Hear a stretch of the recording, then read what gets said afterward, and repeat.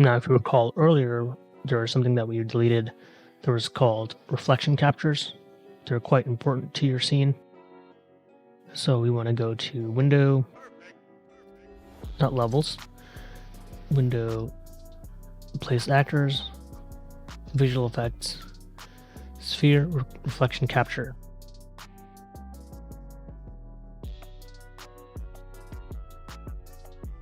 This is what the actor looks like. And right now it has a very, very large radius.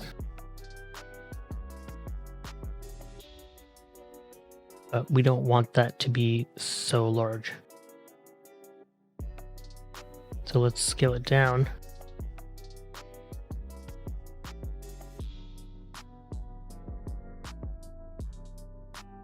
And move it around a bit.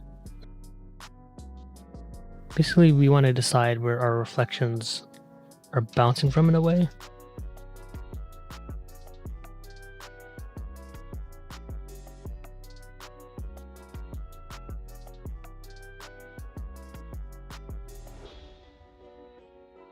When you have the reflection capture, let's bring the radius down to, let's say, 600 even. It says brightness. If I crank this to 2, it's going to bounce more light around this area, and 0.5 will be less. So basically a brightness control to scale the captured scene's reflection intensity. So the more reflection intensity it has, the brighter the areas will be that it's reflecting off of. So we have some, usually it's good to put it around.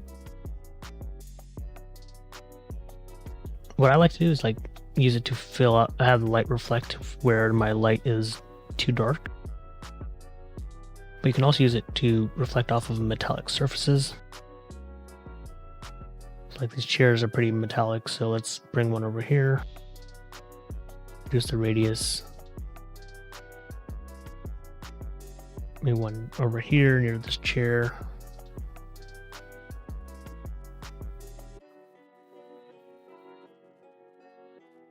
And over here as well. I've also added another reflection capture behind the tree. See, as I move it, you can see kind of in the back corner how the light is affecting. It's kind of coming from the reflection capture asset.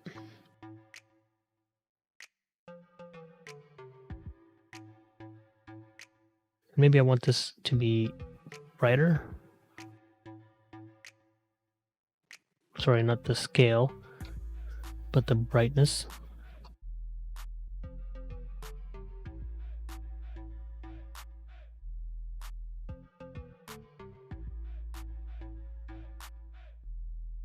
And then if I go back to my post-process volume,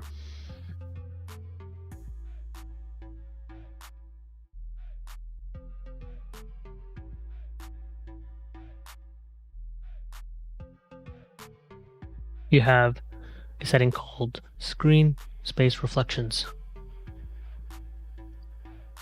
And the intensity,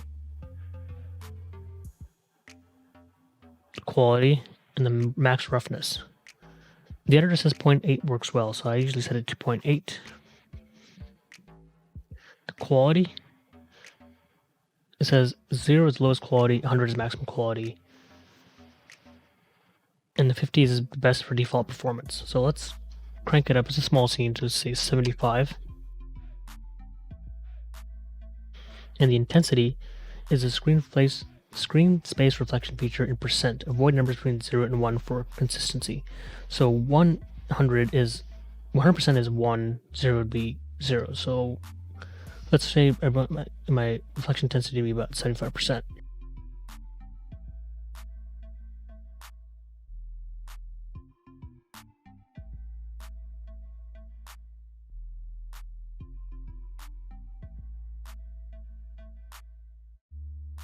There's also settings for ray trace, global illumination, and ray tracing ambient occlusion.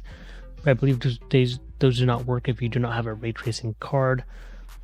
At the moment I have a Titan X, which is not an RTX card, but it's a pretty beefy card, but these settings will not really affect visual scene, but if you have an RTX related card, you can play with ray trace ambient occlusion and your ray trace global illumination. But for the sake of this tutorial, we can just mess with our general global illumination, which is what you also hear as GI lighting of the scene. So we can click on indirect lighting color, indirect lighting intensity, and we can play around and fully saturate it, but it's not taking much effect. Let's crank up the intensity, let's say 5. Now let's play with the saturation, and as you can see, the walls now look more red, and the walls look more blue. So I really punched up the global illumination value of the scene. That looks a bit too much blue, as it doesn't make sense where it's coming from, but we can scale it back.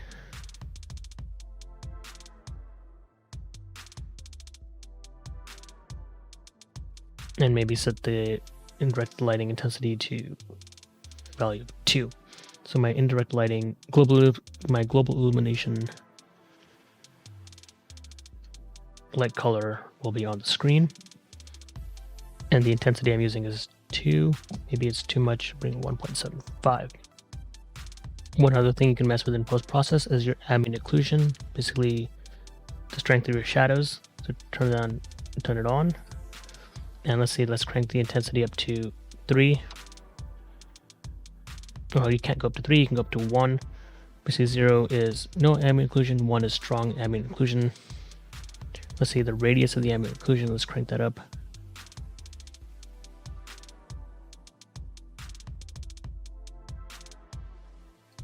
So let's say a value like 5. So if it's as a 1, it's kind of hard to tell the difference, but 0.5 lets more light in and it's not as dark with the shadows. And let's bring our radius even smaller, 400. It's very subtle changes, but you can play around with how much ambient occlusion you want in your scene. Now there's a lot of cool settings in the world settings of your scene under lightmass, and there's a very good video about a lot of these settings, which I'll link below to go more fine detail, because there's a lot of things here you can play with. But some basics are like your static lighting scale, and right now it's at 1. If you reduce it, it will increase your build times, but it can have a profound effect on your lighting itself. So I'm going to bring that down to, let's say, 0.8. And then you have the number of indirect light bounces. That's how many times the light will bounce into the scene when you're building. It says basically 0 is direct lighting only, 1 is 1 bounce, etc. 1 bounce takes the most time to calculate and contributes the most visual quality, followed by 2. Successive bounces don't really affect build times, but have much lower visual impact unless the material diffuse colors are close to 1. So this is more based on your materials and your diffuse colors. So, but say it says 1 is the contributes to the most visual quality. So let's bring our number of light bounces down to 1. Number of skylight bounces. So we can do the same thing. It says lightmass uses a non-distributable radiosity method for skylight bounces, whose cost is proportional to the number of bounces. So I believe it's saying these should be proportional 1 to 1. You can change your indirect quality. Anything less than 1 will increase build times, but let's drop it down to 0.75. Indirect lighting smoothness. 1 is default smoothness. Higher values like 3 smooth out the indirect lighting, but at cost of indirect shadows losing details. So the higher this value is, the less details you're going to get, or crispiness of your shadows. So let's actually bring that down to like 0.9.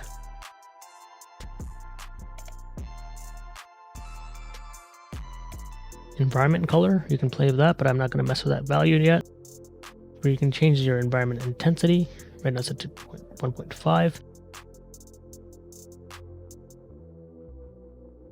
Basically scales the environment color to allow independent color and brightness controls. So this is based on the environment color. If I bring that down to black, because I don't want the environment color to affect the colors that I've given myself. And you can scale the diffuse of all the materials in the scene, so I usually like to bump that up to, let's say, 1.5.